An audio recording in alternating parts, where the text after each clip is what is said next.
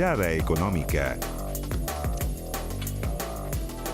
¿Cómo están? Comenzamos este nuevo capítulo, esta nueva edición de Mirada Económica por las pantallas de Canal 24 Horas, aterrizando los datos económicos de la semana, marcados por supuesto por lo que es el mercado laboral.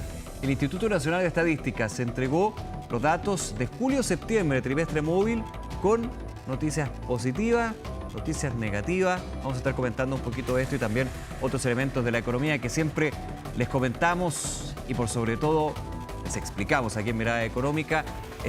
Nos acompaña hoy el director del Observatorio de Contexto Económico de la UDP, Juan Bravo. Juan, como siempre, muchas gracias por acompañarnos. ¿Qué tal? Hola, muy buenas tardes, Nicolás. Muchas gracias por la invitación. Gracias por acompañarnos. Vamos con el dato, lo estamos viendo en la imagen, en la pantalla, 8,7%, séptima baja consecutiva. ¿Cómo lo tomas tú? ¿Es una buena noticia, una tendencia favorable? ¿Falta aún, digamos, mostrar una cara distinta en términos del mercado laboral? Sí, bueno, en principio uno siempre podría decir que es una buena noticia que se reduzca la tasa de desempleo. En este caso tenemos una reducción de 2 décimas respecto al mismo periodo del año anterior. El año pasado, en esta misma fecha, la tasa de desempleo era del 8,9% y ahora es del 8,7%. Entonces, en ese sentido, ¿cierto?, tenemos una leve disminución de la tasa de desempleo. Pero ¿sabes cuál es el problema, Nicolás? Que lamentablemente esta reducción de la tasa de desempleo está ocurriendo a un ritmo demasiado lento. La verdad es que con esta reducción tan lenta, el número de desocupados en Chile se ha mantenido virtualmente estable en el último año. Y eso tiene que ver con que los ritmos de crecimiento económico lamentablemente siguen siendo muy bajos. Y con eso entonces lo que ocurre es que el dinamismo en la generación de empleo asalariado formal en el sector privado no es lo suficientemente alto y por eso entonces es que se reduce a un ritmo tan lento la tasa de desempleo, porque en definitiva, creciendo en torno al 2%, la verdad es que es muy difícil lograr tener una recuperación del mercado laboral que sea más rápido y que sea más notoria. En ese sentido, Juan, es porque se está creciendo de manera muy lenta y al mismo tiempo se crean puestos de trabajo de una forma muy desacelerada, hay que decirlo, pensarlo de esa manera. Exactamente, ese es el meollo aquí del asunto. Es cierto que el año pasado tuvimos un crecimiento de 0% virtualmente y este año vamos a tener un crecimiento en torno al 2%, pero esa es una mejoría muy leve en materia de crecimiento y por eso es que entonces vemos claro que hay alguna mejoría del mercado laboral, pero es una mejoría demasiado leve, ¿cierto? Y eso por un lado lo notamos en una tasa de desempleo que se reduce muy lentamente, pero también en la composición de la creación de empleo. Cuando miramos las últimas cifras, ¿cierto?, vemos que en el último año se crean 220.000 empleos, pero de ellos 87.000 son informales, o sea, el 40% de los empleos creados en el último año son informales. Eso es mejor que lo que vimos el mes pasado, donde el 61% de los empleos creados eran informales, pero aún así la creación de empleo sigue teniendo un componente muy importante de informalidad y ese es otro síntoma, ¿cierto?, de un mercado laboral que sigue debilitado. Ahora, en lo que tú decías, la composición, ¿cuál es la que actualmente se está viendo a nivel del mercado laboral chileno? Bueno, como te señalaba, todavía tenemos un componente relevante de informalidad en la creación de empleo. Otro elemento que es bastante preocupante es el fenómeno del subempleo.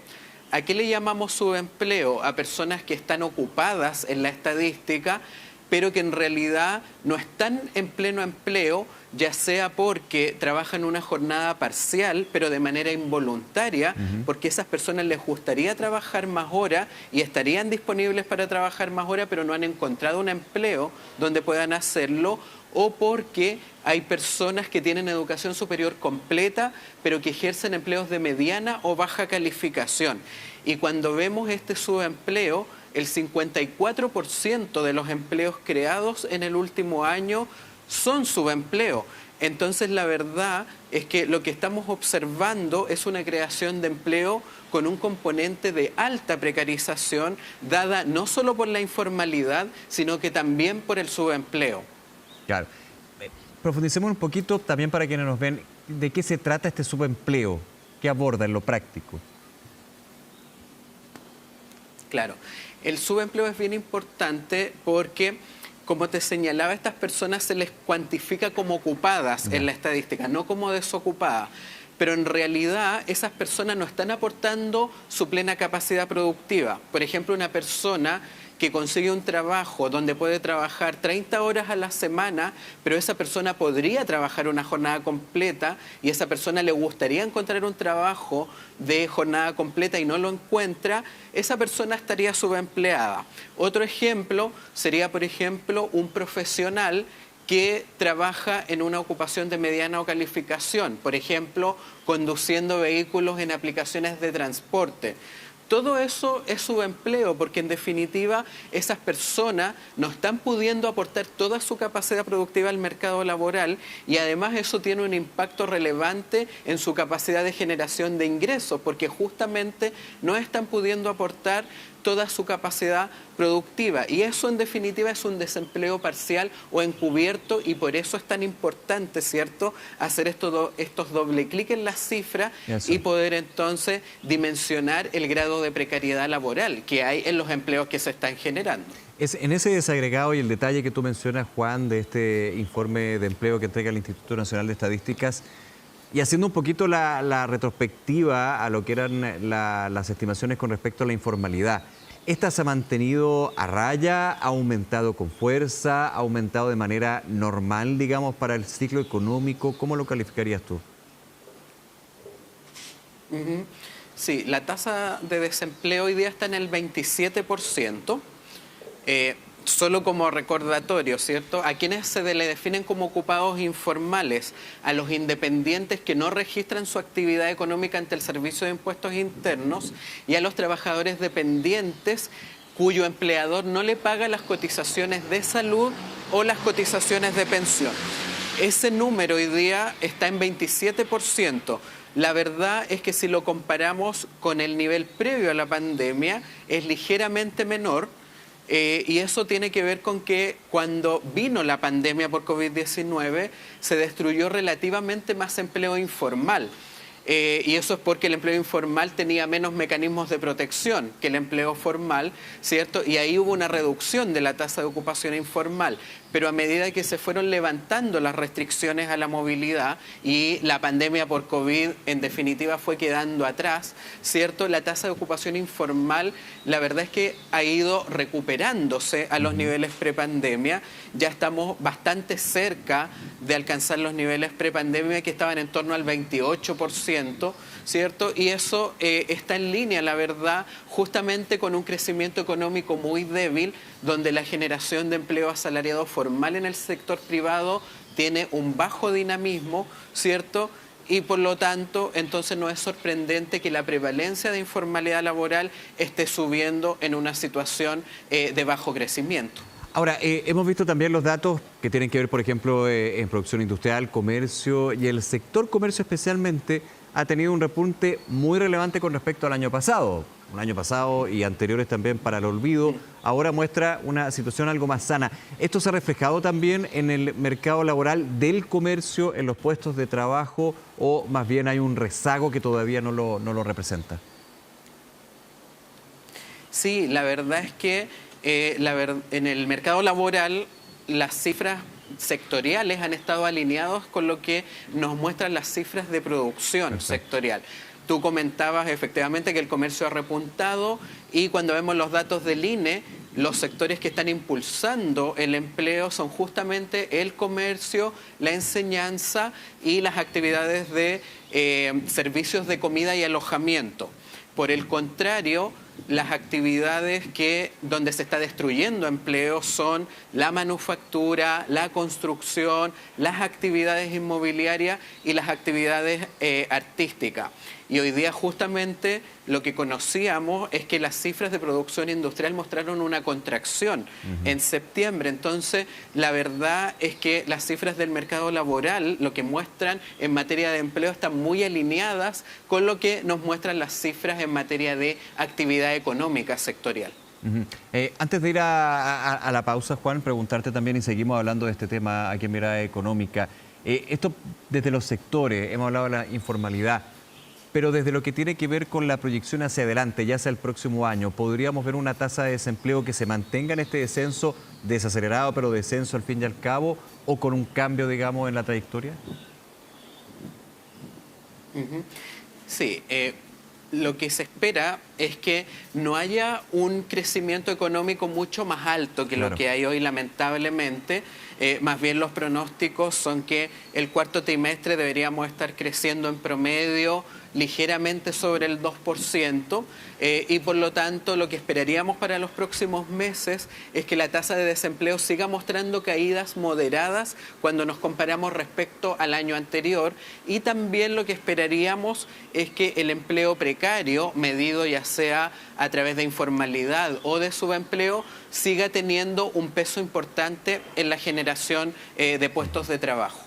Juan, te pido que te quedes con nosotros en contacto. Vamos a hacer una pausa aquí en Mirada Económica. Estamos conversando con Juan Bravo, director del Observatorio de Contexto Económico de la UDP. Pero antes de la pausa, otro tema, en términos de lo que ha sido también esta situación. Hacemos la pausa, pero vamos a revisar lo que tiene que ver con el fin de semana largo, ¿ah? Y también un impulso para el comercio, florerías, turismo, que esperan una gran afluencia de gente por las masivas visitas a cementerios y viajes fuera de Santiago. Revisamos la nota de José Ignacio Tenas, pausa y seguimos conversando aquí en Mirada Económica. Con la primavera en marcha y el Día de Todos los Santos cada vez más cerca, las flores toman protagonismo, y atentos porque este año estamos bien abastecidos, lo que trae consigo una buena noticia. Estando bien abastecidos no falta nada. Cuando falta algo es cuando empieza a subir, pero como tenemos todo el stock completo, no debe haber variación de precio, que es lo importante. Claro, este día se posiciona en el top 3 de los más importantes para esta industria de las flores, y si bien algunas variedades importadas han tenido un alza de hasta un 20% en el último tiempo, para esta ocasión no deberían haber grandes cambios. Lo importante es que los valores no debieran variar tanto, más que un 5%. No más que eso. Los precios van a estar bastante aceptables, de 5.000 pesos hacia arriba. Van a encontrar astromelia, girasoles. No va a ser tanta la subida como otro año. Y uno de los lugares donde principalmente van a parar estas flores son los cementerios, que ya preparan un plan de contingencia para el viernes. En el caso de los parques, esperan la visita de más de 200.000 personas que recomiendan se distribuyan durante los 4 días. De todas maneras, aseguran que se han preparado con una serie de actos conmemorativos y medidas al interior de los recintos. Vamos a tener en cada uno de nuestros parques una serie de puntos, ¿no es cierto?, donde vamos a tener sombra, pero además vamos a tener puntos de hidratación para todos los clientes, ¿no es cierto?, que nos visiten. El día 1 de noviembre, como todos los años, vamos a tener una ceremonia religiosa en todos nuestros parques a las 12 del día. Pero además de eso, vamos a crear, ¿no es cierto?, un memorial a partir de toda la memoria y los recuerdos de cada uno de nuestros clientes. El emblemático Cementerio General es otro de los que también se alista. Durante la jornada del viernes no permitirá el acceso de autos para agilizar el tránsito, y su horario será desde las 8 de la mañana a las 6 de la tarde. Aunque atención, el jueves 31 y viernes 1 de noviembre sus puertas también abrirán desde las 8 de la noche. Eso sí, ahí deberá pagar 7.000 pesos para ingresar. El 31 y el 1 va a haber recorrido nocturno acá. Son varias tumbas, lugares emblemáticos. Acá en el cementerio tenemos mucha historia, la historia de Chile concentrada acá, y además estos mitos populares de La Llorona y otros que sería bueno que los vengan a descubrir. Un interesante panorama para un fin de semana que será XL y al que el turismo le entrega positivas proyecciones en un año de absoluta recuperación. Sin ir más lejos, julio se convirtió en el mes más turístico de la historia y agosto tuvo más de un 55% de turistas comparado con el año pasado. Para este fin de semana largo se proyectan más de 1.100.000 viajes, 27,4% más que el año pasado. El turismo ya se reactivó y está siendo una cifra importante en la economía de nuestro país. Proyecciones que en la región de Coquimbo esperan que se cumpla. La expectativa es alta y para eso, desde esa región, aseguran estar preparados para recibir a los turistas. Hasta el momento, la cantidad de reservas que tenemos habla de un 60%, lo cual nos tiene bastante motivados. Creemos que va a aumentar esa cifra en la medida que nos acerquemos al fin de semana. Un nuevo fin de semana largo que se aproxima y que espera impulse de nuevo al turismo, mientras otros aprovecharán estos 4 días para conmemorar, como de costumbre, a sus seres queridos.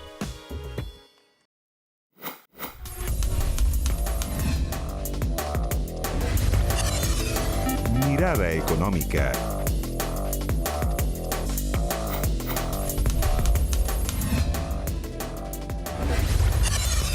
Mirada económica. Regresamos a Mirada Económica. Estamos conversando con el director del Observatorio del Contexto Económico de la UDP, Juan Bravo. Juan, estamos hablando de empleo, desempleo, el contexto, y tiene mucho que ver con lo que tú decías al comienzo de nuestra conversación, el crecimiento económico. Y con la proyección que se tiene para el próximo año, no se ve nada fácil. ¿Qué se puede hacer en términos desde política fiscal, en términos de apoyo, de atraer inversión, nuevos puestos de trabajo? Es bien difícil el escenario cuando vamos a crecer tan poco, ¿no? Sí, efectivamente, hoy día el principal desafío que tiene la economía y el mercado laboral en particular es que tiene que mejorar nuestra capacidad de crecimiento de mediano plazo.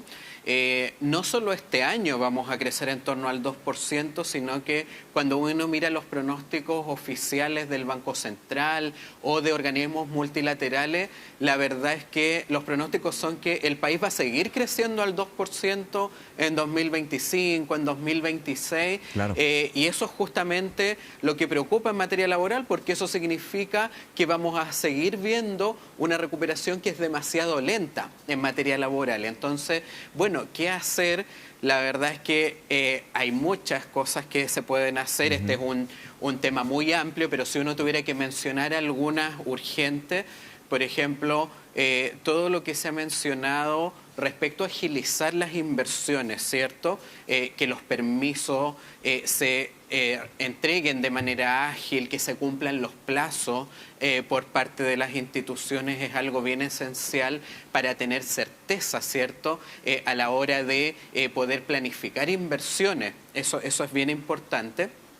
En materia de la fuerza laboral del país, también tenemos mucho que hacer en materia de mejorar la calidad, por ejemplo, de las capacitaciones, de la formación continua. Eso es algo bien relevante porque hay varios estudios, ¿cierto?, que muestran que en Chile esto no tiene demasiado impacto en productividad laboral, ¿cierto? Perfecto. En empleabilidad. Ahí tenemos un foco bien relevante. Otra cosa que muestran también los análisis a nivel internacional, en donde Chile tiene un problema en términos comparativos, es en la calidad de la educación. Si bien Chile tiene una buena cobertura en materia educativa, en el sentido que la mayoría de la población efectivamente accede, ¿cierto?, por lo menos a terminar la educación secundaria, el problema que tenemos muy grave es en materia de calidad educativa. Claro, la calidad de la que estamos enseñando en ciencia, ¿cierto?, en matemática, es muy baja. Juan. El estimular el pensamiento crítico, ¿cierto? Todas esas son cosas que son necesarias mejorar si queremos mejorar nuestra capacidad de crecimiento de mediano plazo. Juan Bravo, se nos termina el tiempo. Como siempre, muchísimas gracias por acompañarnos y conversar con nosotros aquí en Mirada Económica. Juan, que estés muy bien. Un abrazo grande. Encantado. Un abrazo, Nicolás. Nos vemos. Cuídate. Chao. Y así termina otro capítulo de Mirada Económica, acercando la economía, los datos, tu bolsillo, por supuesto, a través de las pantallas de Canal 24 Horas y 24horas.cl. Será hasta la próxima. Que estés muy bien. Nos vemos. Chao.